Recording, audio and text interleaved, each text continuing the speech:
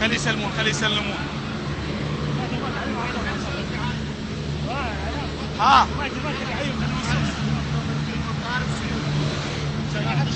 نيابة عن الموسى. عاش والله عاش نيابة عنك يا هذا المطار.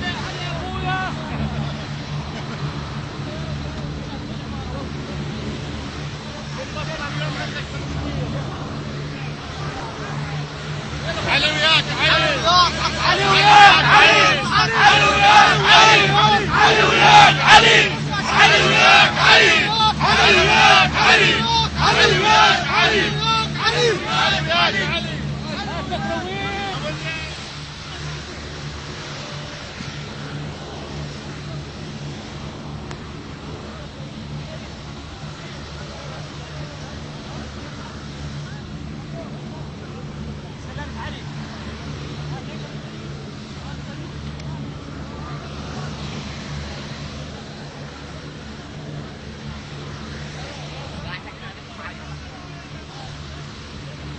يا بطونا مجال كيف بطونا مجال رحم الله يهديكم.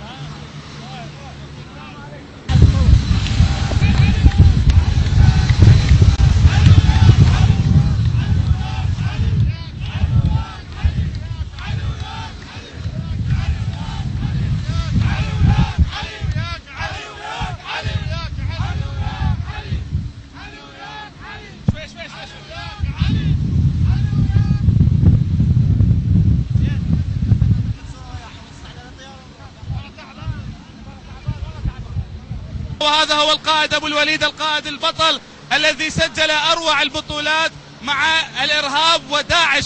حقيقة كل الإرهاب اليوم ينظرون إلى أبو الوليد بأنه هو المارد الذي لا يمكن كسره. هو بالفعل هكذا من خلال ما وجدناه في أرض تل أحفر ومن خلال الجنود المتواجدة معه. أبو الوليد السلام عليكم. وعليكم السلام ورحمة الله وبركاته. أخبار تناقلت كثيرة عن أبو الوليد، لكن نحن ندرك أن من تناقل مثل هذه الأخبار هي محاولة لكسر عزيمة الجنود وللنيل من هذا البطل أبو الوليد. كيف ترد على مثل هذه الأقاويل التي قيلت على أبو الوليد في معركة تل أحفر؟ نعم، هناك العديد من الإشاعات بالوقت الحاضر، ولكن نحن لدينا ثقة كبيرة مع العراقيين ولا نراعي اهتمام لهذه القنوات نهائيا المغرضة.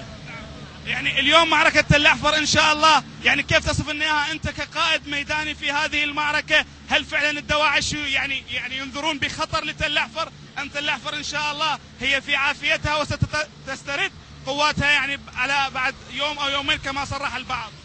تل أحفر هي قلب العراق، سوف تكون رأس حربة لتحرير جميع المناطق الموجودة في الموصل.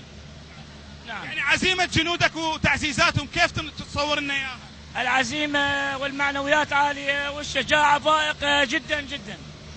هل تحرير تل أحفر إن شاء الله سيكون انطلاق لتحرير الموصل وتكريت؟ نعم ستكون تل أحفر هي بدء لانطلاقة تطهير كل المناطق الموجودة. يعني رسالتك إلى الداعشيين الذين دائما ما يرعبهم اسم أبو الوليد؟ نعم، سنقضي على داعش ومن والى داعش. يعني أبو الوليد بصراحة اليوم تتناقل كثير من الأخبار عن موضوع تل أحفر وكيفية تحرير تل أحفر. هل اليوم هذه التعزيزات التي وصلت ستكون كفيلة بتحرير تل أحفر إن شاء الله؟ نعم، التعزيزات قوية جدا ولا يتصور العدو ما هي التعزيزات. جميع الأسلحة الثقيلة ومستعدين كل الأمور أن نقضي عليهم بإذن الله إن شاء الله. شكرا جزيلا. كلمة أخيرة للشعب العراقي. أطمن الشعب العراقي سوف ننتصر النصر آتي إن شاء الله بهمة العراقيين الغيراء. شكرا جزيلا.